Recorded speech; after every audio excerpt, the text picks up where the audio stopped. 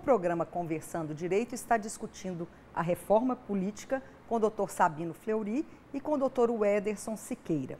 Dr. Sabino, o senhor é um estudioso do assunto, doutor. Eu gostaria que o senhor desse a sua opinião. Nós precisamos de uma reforma político-eleitoral? Se nós pensarmos numa reforma profunda, a minha resposta é não. Nós precisamos fazer ajustes no que nós temos. A primeira coisa extremamente importante é não confundir casos de política com casos de polícia.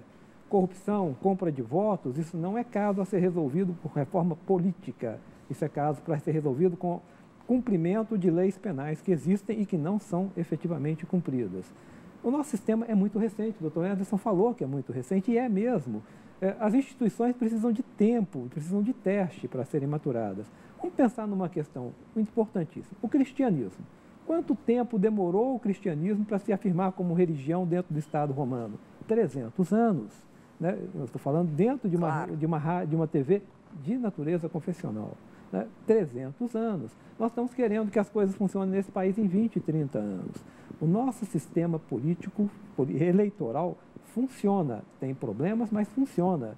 Ele representa as pessoas, mal em alguns momentos, mas bem em outros momentos. Então, acertos normais de instituições, eu sou a favor e devem ser feitos. Agora, uma imensa reforma para se levar para onde não se sabe como, aí eu não concordo com isso. Entendi. E esses pontos que o senhor entende que são necessários reformar, quais são? Em primeiro lugar, a questão da transparência nos programas eleitorais, nos programas políticos apresentados. As pessoas dizem uma coisa e fazem outra coisa completamente diferente. Isso daí, na minha opinião, isso é um estelionato que se pratica com a população a cada 4 anos. Essa é uma questão fundamental. A questão do financiamento de campanhas não é a questão de fechar o financiamento para uma ou para outra pessoa, mas é tornar claro, transparente, quem pagou o quê. Por que é que uma determinada empresa ou empreiteira coloca dinheiro para um candidato, para outro candidato e para outro candidato? Qual é o objetivo dela? Então, a questão do financiamento de campanha ser tornado claro, transparente, é um ponto a ser colocado.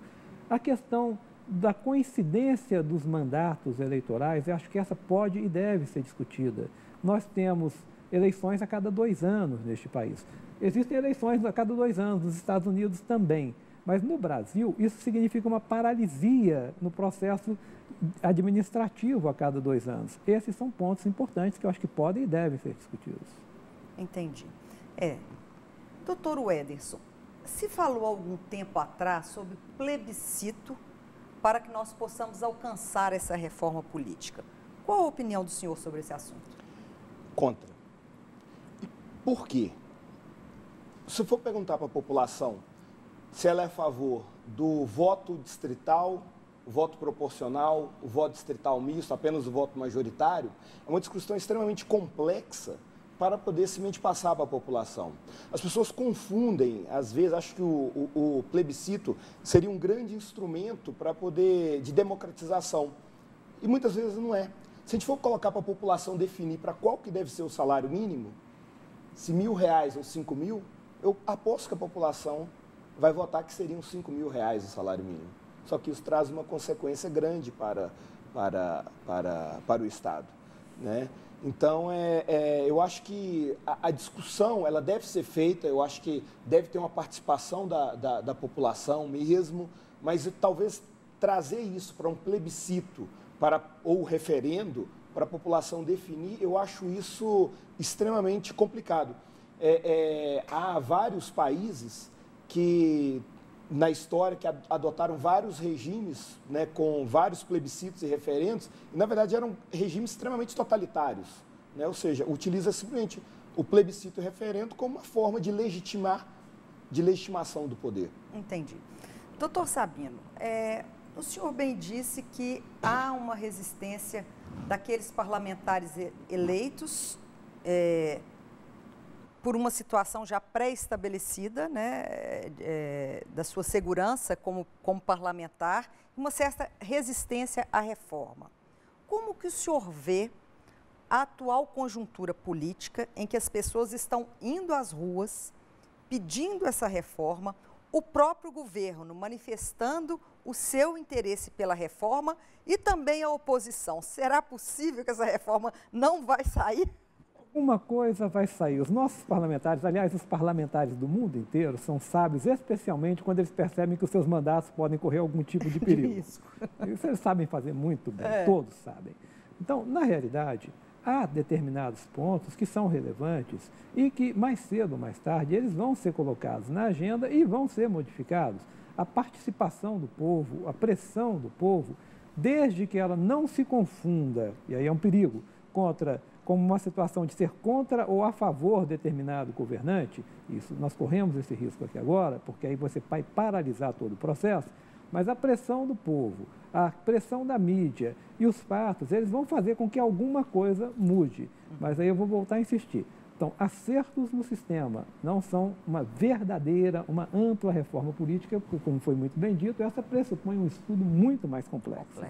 Entendi. Doutor Wederson, como está essa atuação da CNBB juntamente com a OAB? Eu sei que houve um manifesto no dia 25, propugnando pela reforma política. Como é que está esse movimento? Olha, o movimento, isso é muito interessante, que as discussões sobre a reforma política, ela está dentro do Congresso, ela está rápida, né? Eu acredito que mudanças nós vamos ter já para a próxima eleição, inclusive essas mudanças têm que ser aprovadas até outubro, né? Tem que ser sancionadas até outubro para valer para as próximas eleições.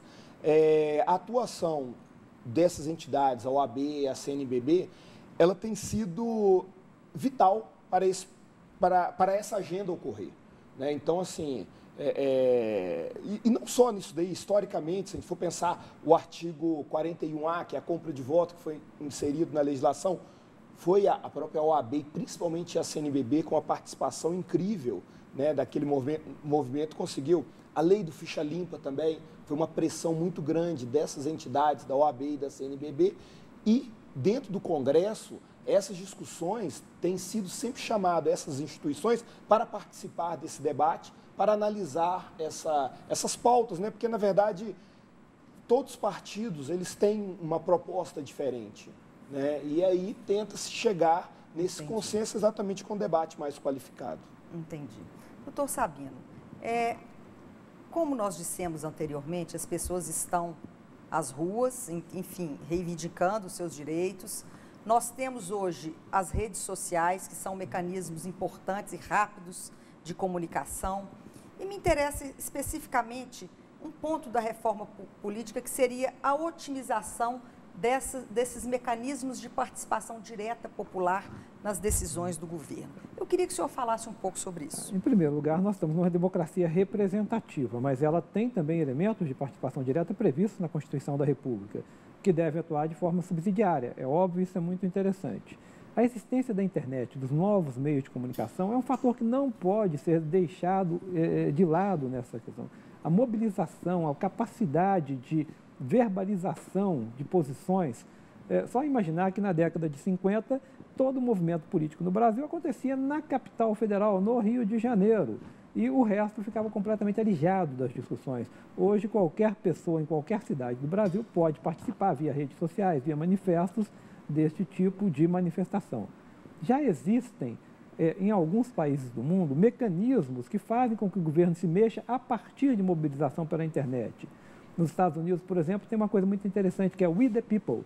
A partir do momento em que você tem um número X de adesões, se não me engano são 100 mil, o governo é obrigado a responder àquela demanda que foi colocada. Ele não é facultado, ele é obrigado a responder. Então, nós temos que utilizar com os devidos cuidados, porque nós também temos a possibilidade de manipulação. Nós temos robôs na internet que são capazes de colher 1 milhão de assinaturas com um clique. É verdade. São os devidos cuidados. É verdade.